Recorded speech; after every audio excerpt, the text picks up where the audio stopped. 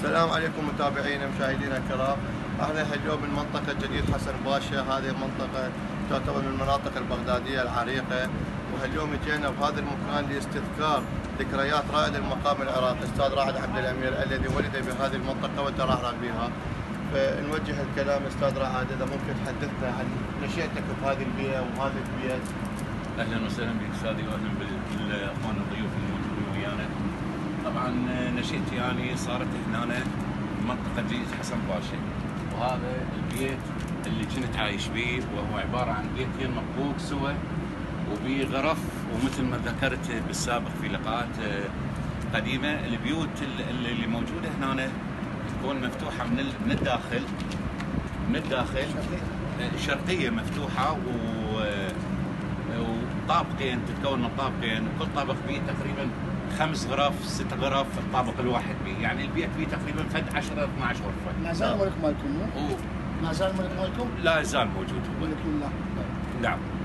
فنشأت بهاي المنطقه، من خلال نشأتي بهاي المنطقه كان عمري صغير، اتذكر في الدراسه المتوسطه، ويمي قريب موجود الاستاذ الاسطى نجم عبود الرجب، صانع الالات الموسيقيه.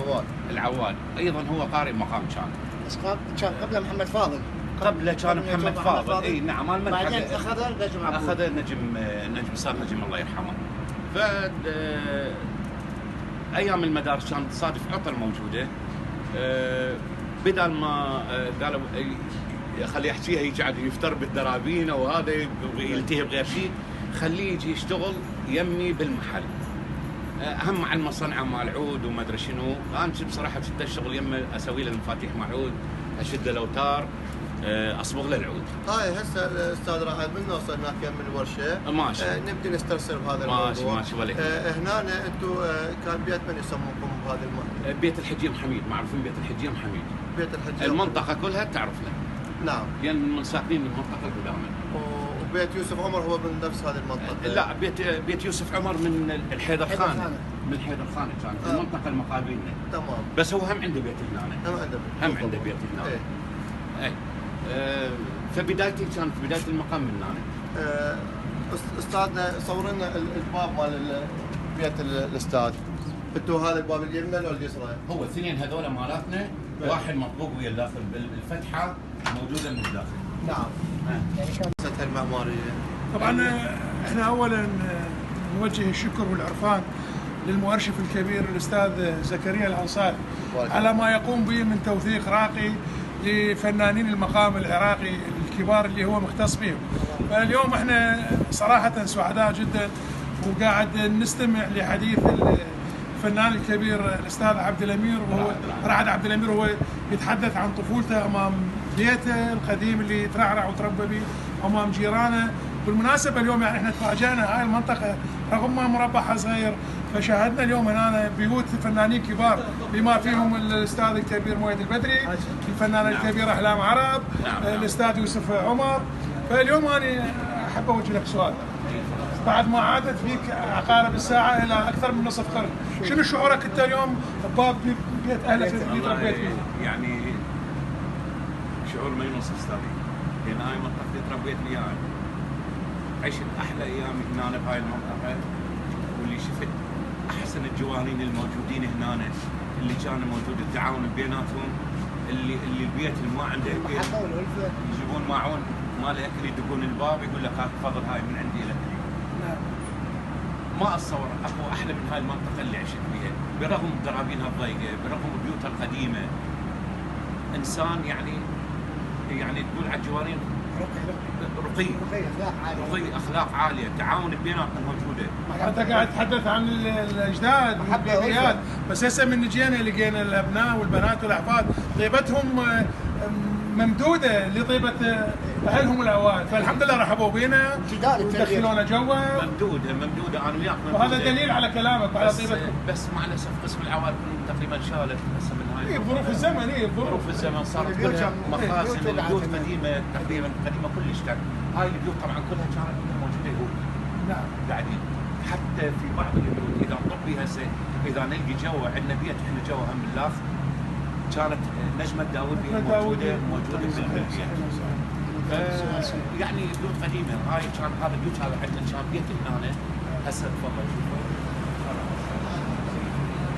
الله يلا يا ابا نشوف يلا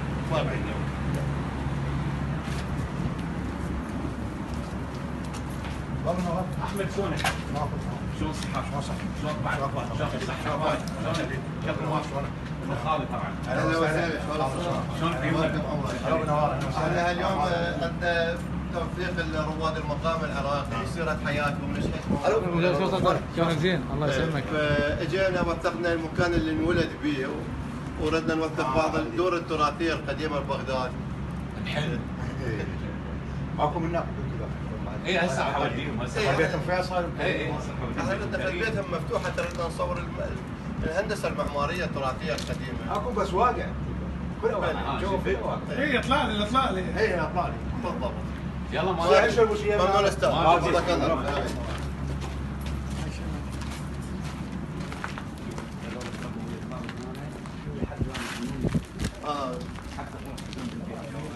نعم.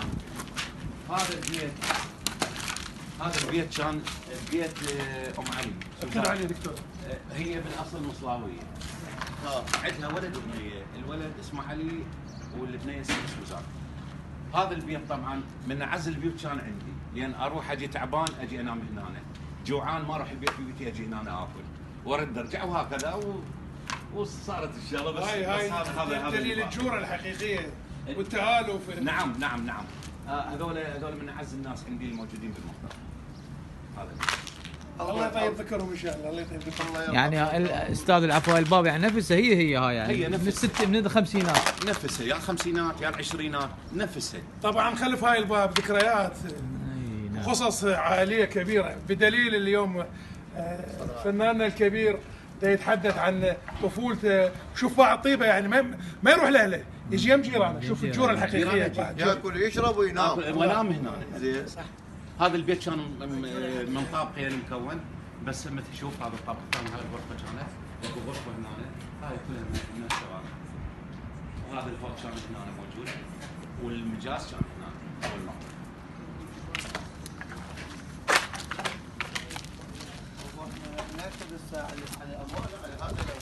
على هذا ما مهتمين هاي المنطقه، هاي المنطقه ما مهتمين فيها.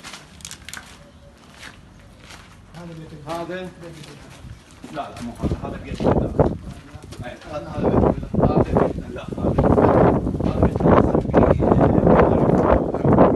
طبعا لا بينسوا